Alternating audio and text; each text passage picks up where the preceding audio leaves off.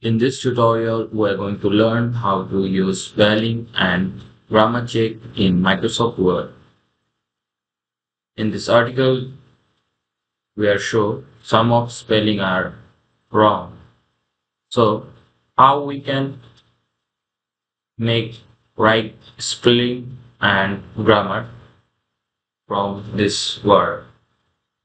First of all, go to File menu, then Option, go to Grouping option, click on Check spelling as you type, mark grammar errors as you type. Click this two option, click on OK. Here you can see where are the spelling are wrong. You can see as a red underline,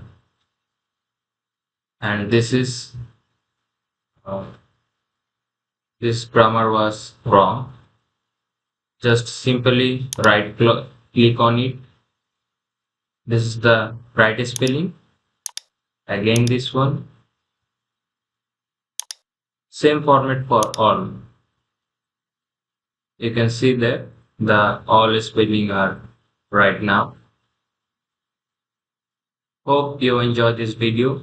Please subscribe the channel for more new interesting videos.